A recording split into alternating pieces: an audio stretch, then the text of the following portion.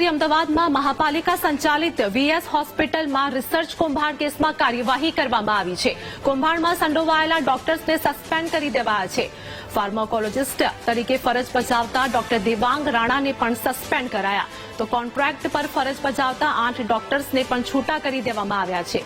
મહત્વનું છે કે હોસ્પિટલમાં રિસર્ચ માટે આવતી ફાર્મા કંપનીઓને મંજૂરી આપવા માટે ડોક્ટર્સ લાખો રૂપિયા લેતા હતા, જેને લઈને હવે કોંગ્રેસના કોર્પોરેટરે આરોપ લગાવ્યા હતા। કોર્પોરેટરે ઉઠાવેલા સવાલને પગલે તપાસ માટે એથિકલ કમિટીની રચના કરવામાં આવી હતી। કમિટીના રિપોર્ટમાં ગેરરીતિ આચરાઈ હોવાનું પણ સામે આવતા કાર્યવાહી કરવામાં આવી છે। સંવાદદાતા અનિતા અમારી સાથે જોડાઈ ગયા છે। અમદાવાદમાં મહાપાલિકા સંચાલિત વીએસ હોસ્પિટલમાં રિસર્ચ કૌભાંડ કેસમાં મોટી કાર્યવાહી, શું વધુ અપડેટ?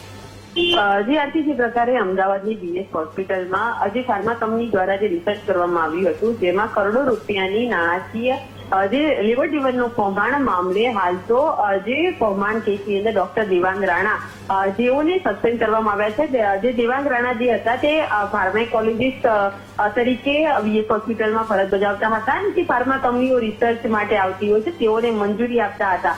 સાથે જે પૈસાની લેતી દેતીનો જે કૌભાંડ હતું જેને લઈને આ જે કેસની અંદર આજે દેવાંગ રાણાને સસ્પેન્ડ કરવામાં આવ્યા છે, જ્યારે અન્ય 8 જેટલા જે કોન્ટ્રાક્ટ પર જે તબીબો હતા તેઓને પણ જે છૂટા કરવામાં આવ્યા હોવાનું સામે આવ્યું હતું।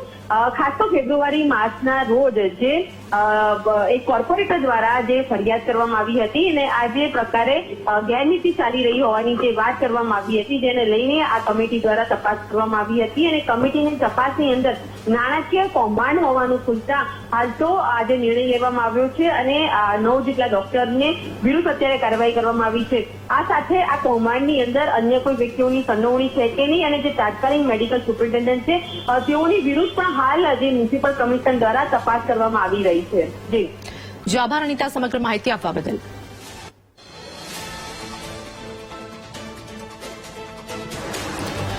તો હાલ વાત કરીએ કે કૌભાંડની તપાસ માટે એથિકલ કમિટીની પણ રચના કરવામાં આવી છે, જેમાં કમિટીના રિપોર્ટમાં ગેરરીતિ આચરી હોવાનું પણ ખુલતા હવે કાર્યવાહી કરવામાં આવી છે।